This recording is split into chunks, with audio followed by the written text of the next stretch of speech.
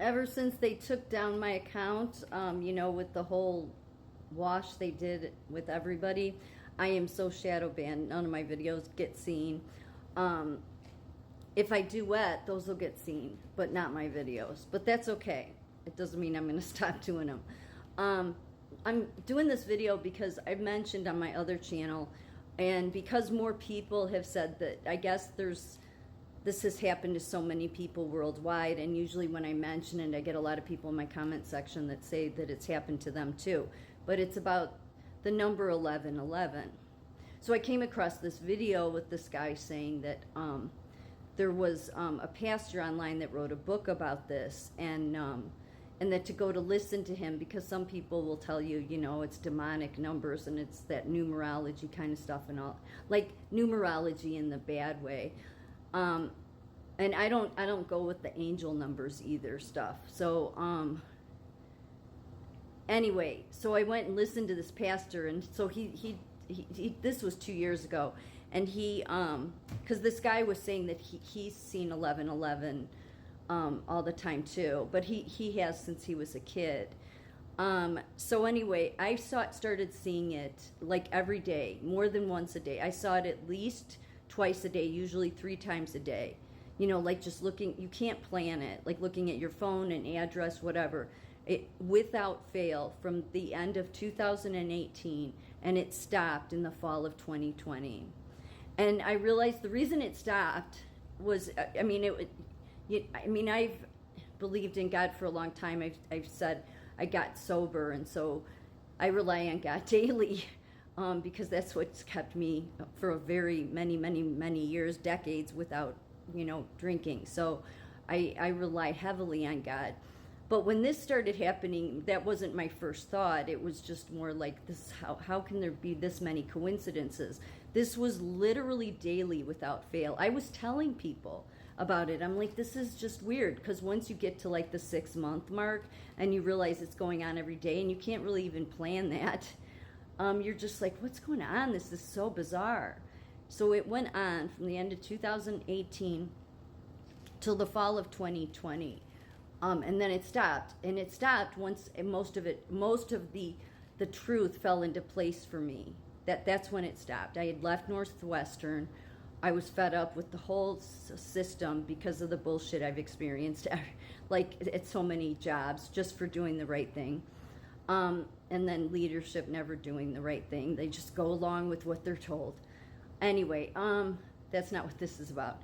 But I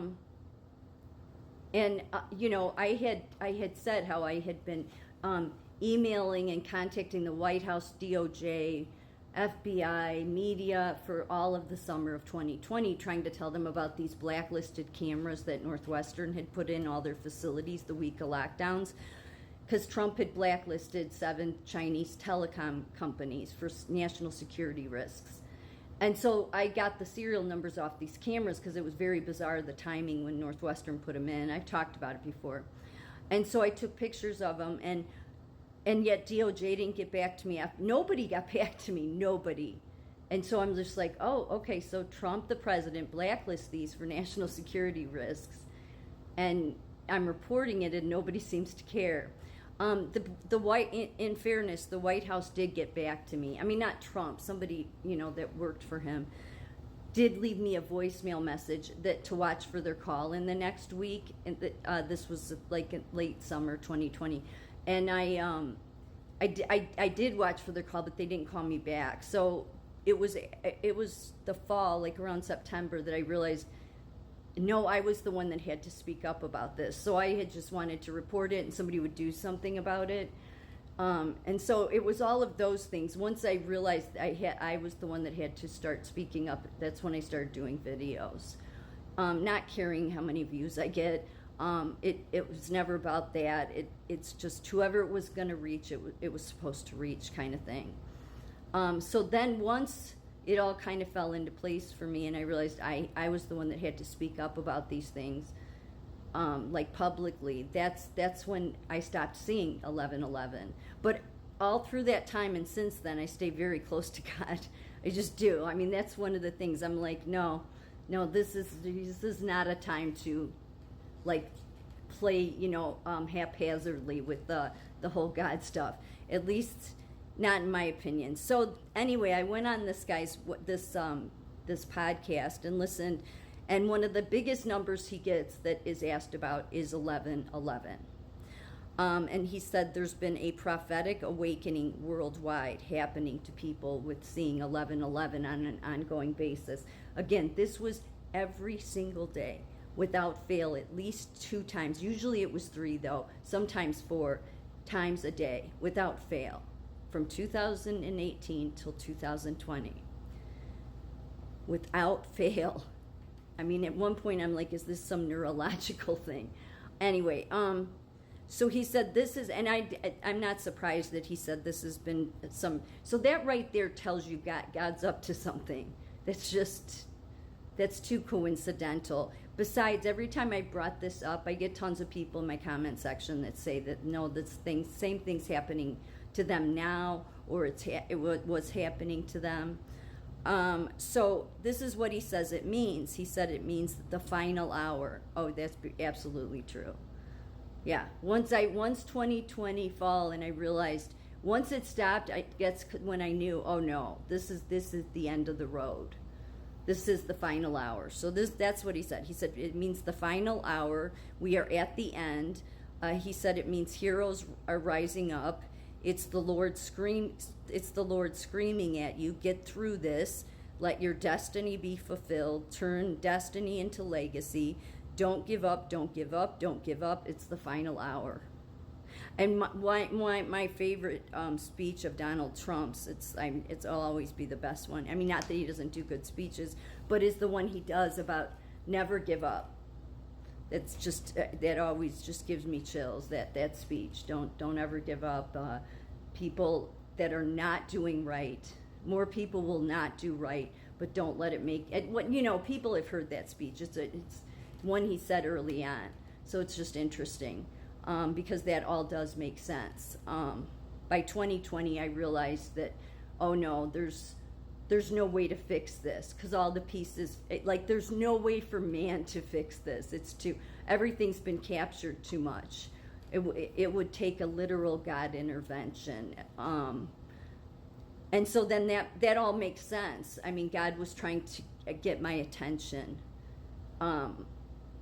And I would say get my attention too, because it's made me more diligent about staying the path with him, letting the Spirit guide me. I mean, I've walked with the Holy Spirit for a long time. I just don't talk about it.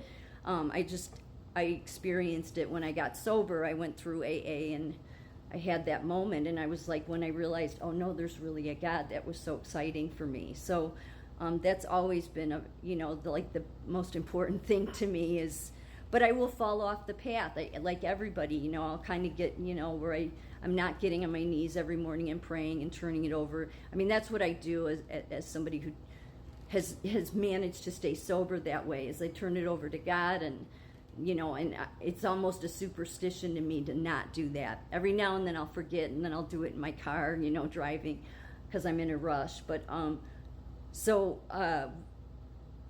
when I realized that, that was really God trying to get me to stay very faithful to following him, and I did, because especially,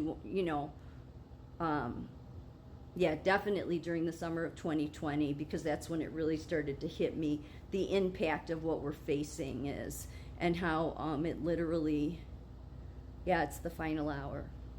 It's the final hour, but that doesn't mean it's the end of the world like people like to say. It means it's the final hour for them. It's the end of the wicked. The end of the people that are involved in corruption and destroying the world, and all the people that have been the experts, and really that are the ones destroying the world, wanting to control others, keep us in this slave debt system, put all these regulations on us. It's the final hour for all of that. So I just wanted to share that, because 11/11 in the past several years has been something of a phenomenon worldwide. Only that's God alone.